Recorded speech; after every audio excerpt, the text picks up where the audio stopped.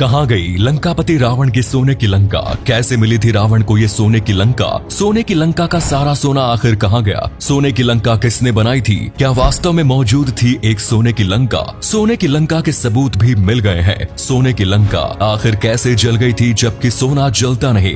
इन सभी सवालों के जवाब जानने के लिए बने रहिए हमारे साथ वीडियो के एंड तक। रामायण में रावण के सोने की लंका का जिक्र किया गया है। कहा जाता है कि सोने की लंका बेहद ही खूबसूरत थी। रावण के राज्य में असुर और आम लोग काफी खुशहाली के साथ रहा करते थे।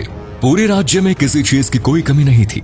रावण ने अपने अनुष्ठानों और पराक्रम के बल पर कई देवताओं को लंका में बंदी भी बनाया हुआ था। लेकिन रामायण में कहीं भी ये वर्णन नहीं किया गया कि रावण की मौत के बाद सोने के महल और राज्य का आखिर क्या हुआ। रावण के वध के बाद भगवान श्री राम ने रावण के भाई विभीषण को लंका का राजा बना दिया था। लेकिन इसके बाद सोने की लंका आखिर कहाँ गायब हो गई? ऐसे में ये शंका भी कई बार पैदा हो जाती है कि क्या वास्तव में सोने की लंका हुआ करती थी या नहीं, और अगर थी तो इतना सारा सोना आखिर गया कहाँ? आपको बता दें कि आज की लंका में सच में एक ऐसा राज्य हुआ करता था जो पूरी तरह सोने के बना हुआ था। इसके बारे में कई बातें प्रचलित है। कुछ जानकारों के मुताबिक इंग्लैंड में एक समय ऐसा हुआ करता था कि लोगों के घरों में बेशुमार सोना था। लोग सोने के बर्तनों में खाना खाते थे। चम्मच और गिलास भी सोने के बने हुए थे। ये स्थिति दूसरे विश्व युद्ध से पहले तक बनी हुई थी। इंग्लैंड में ये सारा सोना भारत और लंका से ले जाया गया था। सन 1872 में भारत से एक जहाज भरकर सोना लंका ले जाया जा रहा था कि तभी श्रीलंका के पूर्वी तट पर जहाज के प्रोपेलर में कुछ खराबी आ गई।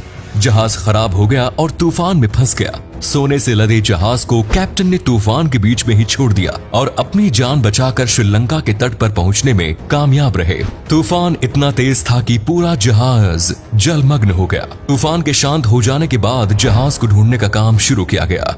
ब्रिटिशर्स ने जहाज को ढूंढने की बहुत कोशिश की, लेकिन उन्हें सोने से लदा वो जहाज नहीं मिला। उस जहाज पर सारा सोना चोरों का लूटा हुआ था। सन 1905 में एक बार फिर अंग्रेजों ने जहाज की तलाशी शुरू की। इसके लिए एक कमेटी और टीम बनाई गई और बड़े पैमाने पर जहाज ढूंढने का काम शुरू हुआ। इस बार अंग्रेजों की मेहनत रंग लाई और उन्हें समुद्र में डूबा हुआ सोना मिल गया। इन सब बातों का जिक्र हेनरी राफेल ने अपनी किताब माई जर्नी ऑफ इंडिया में किया। सोने को समुद्र से बाहर निकाला गया। सोने की जब जांच की गई तो हर कोई हैरान रह गया, क्योंकि जांच में पाया गया कि वो सोना 1872 में डूबे हुए जहाज का नहीं है, बल्कि वो हजारों सालों से सोना समुद्र में पड़ा हुआ है। ये सोना रावण की लंका का ही था जो जलमग्न हो गई थी।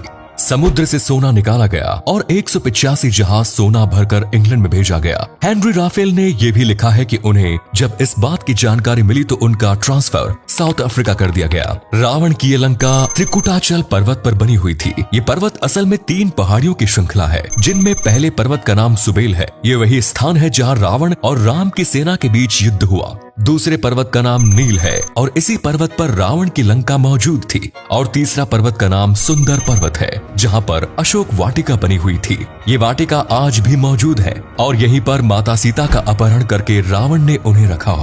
भगवान राम ने हनुमान जी को जिम्मेदारी सौंपी थी कि वो लंका जाए और माता सीता का पता लगाए। इस अभियान को तुलसीदास ने सुंदरकांड नाम दिया। इसी कारण आज भी हनुमान जी की कृपा के लिए सुंदरकांड का पाठ किया जाता है। लंका में रावण के कई हवाई अड्डे भी बने हुए थे। रावण के पास एक पुष्पक विमान भी था, जिसके जरिए ही वो यात्रा किया करता था। रावण ने देवताओं को बंदी बनाकर उनसे कई आविष्कार कराए। उनमें कई ऐसे आविष्कार थे जो आज की साइंस से भी कई गुना अत्याधुनिक थे। यानी रावण की लंका अपने समय से काफी आगे थी। लंका का निर्माण विश्वकर्मा ने किया और रावण को यह लंका कैसे मिली, इस बारे में कई कहानियां प्रचलित हैं। कहा जाता है कि शंकर देव माता पार्वती के साथ कैलाश पर्वत पर रहा करते थे। एक दिन माता पार्वती ने अपनी इच्छा जाहिर करते हुए कहा कि सभी देवी देवता बड़े बड़े महलों में रहते हैं, हमें भी एक महल बनवाना चाहिए, एक ऐसा महल जो इंद्र के महल से भी ज्यादा भव्य हो। पार्वती की इच्छा पूरी करने के लिए देवों के देव महादेव जी ने विश्वकर्मा को एक महल बनाने का हुक्म दिया और धनपति कुबेर ने इस महल को सोने का बना दिया। जब महल का निर्माण कार्य पूरा हुआ तो उसे देखकर हर कोई हैरान रह गया। किसी ने पहले इतना सुंदर भव्य सोने का महल नहीं देखा था। अब गृह प्रवेश की बारी थी और इसके लिए विष्णु जी ने कहा कि ऋषि विश्रवा जी को गृह प्रवेश की क्रिया संपन्न करने के लिए बुलाया जाए। ऋषि विश्रवा ने पूरे विधि विधान के साथ गृह प्रवेश का कार्य कराया। शंकर जी और पार्वती जी ने ऋषि विश्रवा से कहा कि आपको गुरु दक्षिणा में क्या चाहिए। पहले तो ऋषि विश्रवा ने कहा कि उन्हें कुछ नहीं चाहिए, लेकिन शंकर देव ने कहा कि बिना गुरु दक्षिणा के ये अनुष्ठान अधूरा है। सोने का महल देखकर ऋषि के मन में लालच आ गया और गुरु दक्षिणा में उन्होंने रावण से ये महल मांग लिया। इस पर पार्वती को बहुत क्रोध आया और उन्होंने ऋषि को श्राप दिया कि एक दिन ये महल जलकर नष्ट हो जाएगा। उसी श्राप के कारण हनुमान जी ने लंका का सर्वनाश किया। ऋषि विश्रवा से ये महल कुबेर को मिला और रावण ने बाद में कुबेर से ये महल छीन लिया। एक अन्य कथा के अनुसार एक बार रावण कैलाश के ऊपर से गुजर रहा था, तभी उसकी नजर भगवान शिव के सोने के महल पर पड़ी। रावण ने ब्राह्मण का रूप धारण किया और भगवान भोलेनाथ के पास भिक्षा लेने के लिए पहुंचे। भिक्षा में उन्होंने भोलेनाथ जी से उनके सोने का महल मांग लिया। इससे पहले ही पार्वती कुछ बोल पाती महादेव ने रावण को तथास्तु कहते हुए आशीर्वाद प्रदान कर दिया।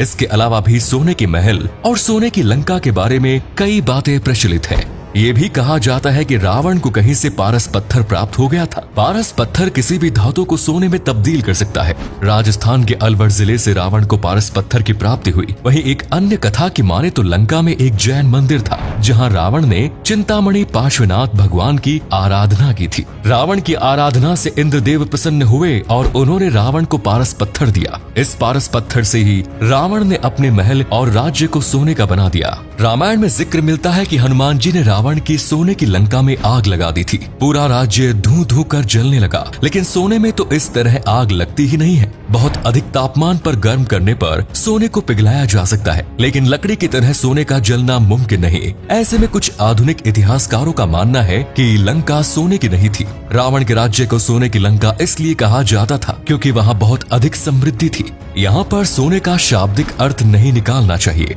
सोने को यहाँ समृद्धि का प्रतीक माना गया है। अक्सर कविताओं में या लेख में किसी चीज का वर्णन करने के लिए कुछ उपमाएं दी जाती है, जैसे रावण का 10 सिर का होना या 20 भुजाओं का होना। असल में तो रावण बहुत अधिक बुद्धिमान था, जिस कारण कहा जाता है कि उसके 10 सिर हुआ करते थे। बहुत अधिक बलवान होने के कारण ये वर्णन किया गया है कि रावण की 20 भुजाएं थी। ये ठीक इसी तरह है जैसे भीम के लिए कहा जाता है कि उनमें 1000 हाथियों का जितना बल था। इसी प्रकार लंका आम राज्यों की तरह ही थी और हनुमान जी के जलाने पर वो जल गए।